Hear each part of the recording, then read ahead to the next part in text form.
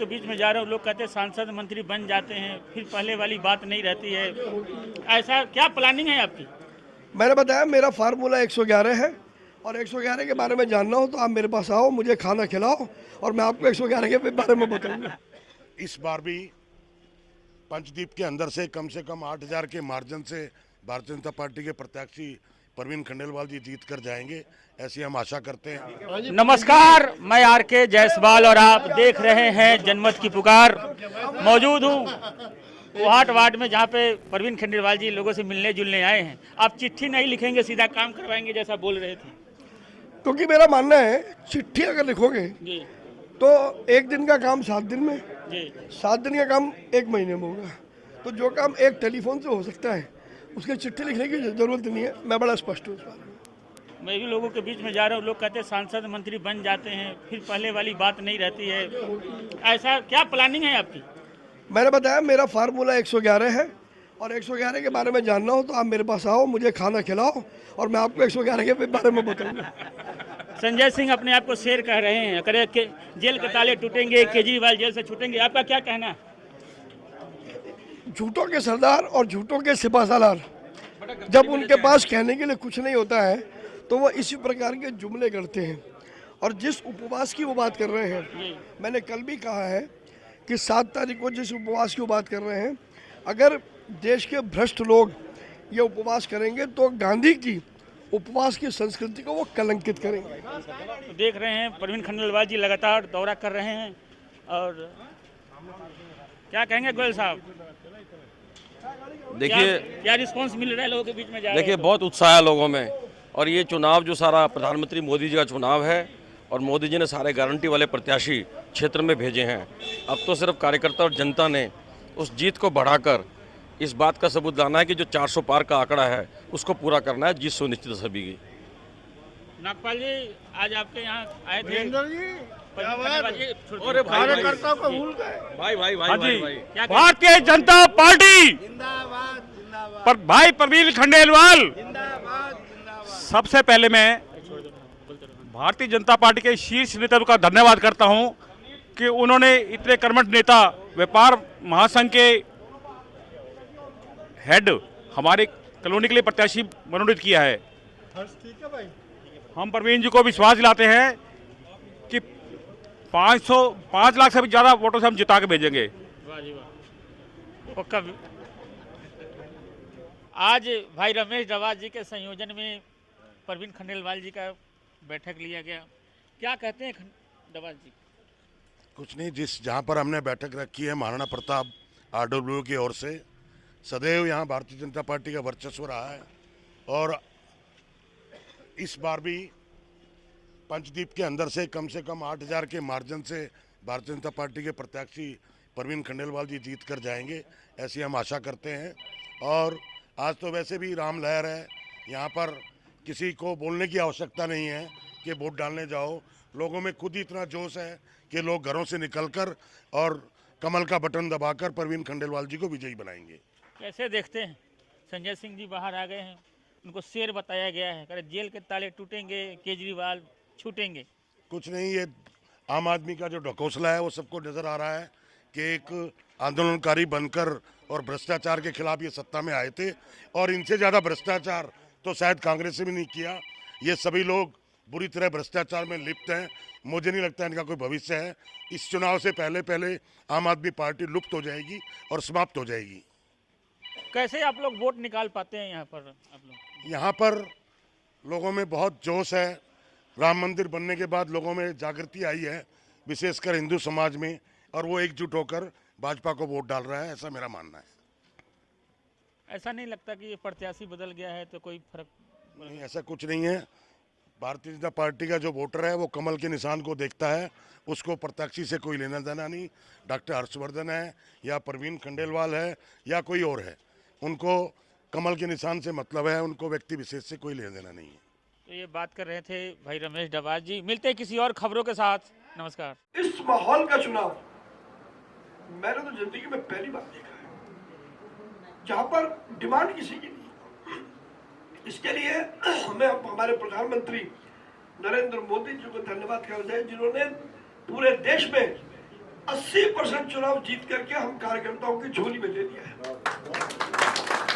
हमें तो केवल 20% काम करना है। पहले उल्टा होता था, 100% हमको करना पड़ता था। फिर नेता आते थे, अटल जी आए 10% बढ़ा गए, अडवाणी जी आए 10% बढ़ा गए, डॉक्टर जोशी आए 5% बढ़ा गए, लेकिन 70-80% मेहनत हम लोगों को करना होती थी।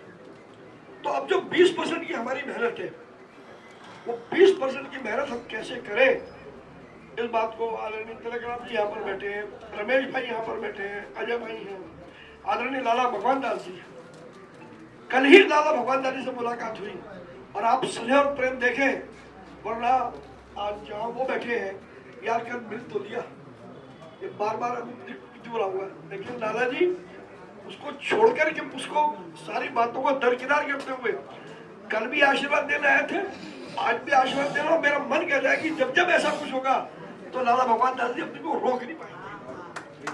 तो ये हम लोगों ने एक कार्यकर्ता के रूप में ये हमारी कमाई है कि इतना स्नेह हम लोगों ने कमाया, और ये हमारे अग्रजों का बड़प्पन है कि वो आशीर्वाद देते हुए थकते नहीं। और मुझे पूरा विश्वास है कि हमारा काम, हमारे जो अग्रज है उनका आशीर्वाद, नरेंद्र मोदी जी का सेटअप किया एनवायरमेंट, अगर ये सब एक साथ इकट्ठा हो जाए और हम कार्यकर्ता थोड़ा थोड़ा काम कर लें, तो 5 लाख की बात जो हो रही थी, जो हमारे अध्यक्ष जी ने बताया, तो 5 लाख पार को हम उससे ज्यादा भी जा सकते हैं। मैं केवल 2-3 चीजें आपको कहना चाहूंगा, क्योंकि कल जब आप वोट मांगने जाएंगे तो आपको पता होना चाहिए कि जिस कैंडिडेट के लिए आप वोट मांग रहे हैं उसकी प्रायोरिटी क्या है, वो कैसे काम करेगा। पहली बात तो मैंने ये कहा कि सांसद में बनने के बाद मैं किसी बिल्डिंग, कमरे या बंगलों में नहीं बैठने वाला।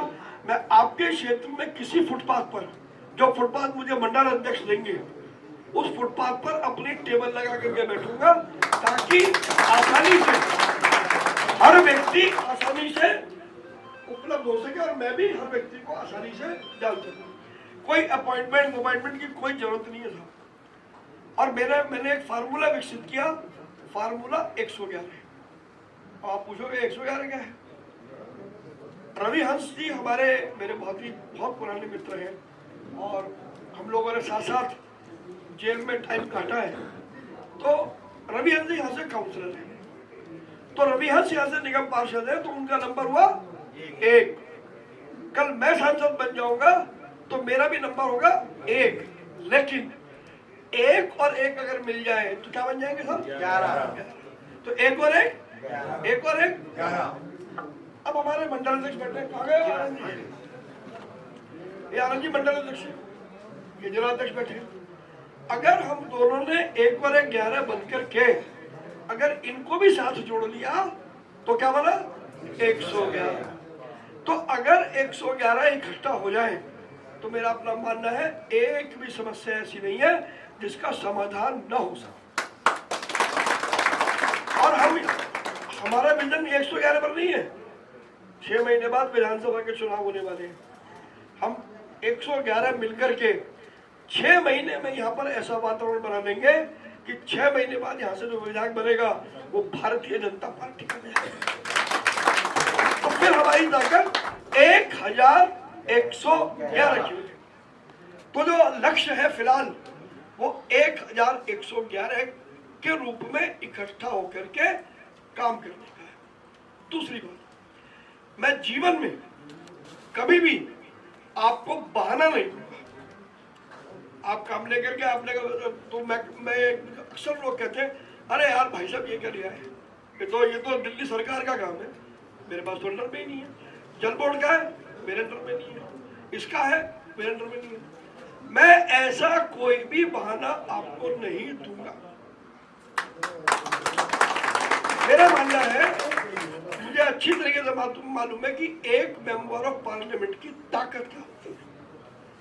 और क्योंकि मैंने 35-40 बरस इन्हीं नेताओं के बीच में गुजारे हैं, तो मुझे ये भी पता है कि उस ताकत को एग्जीक्यूट कैसे किया जाता है।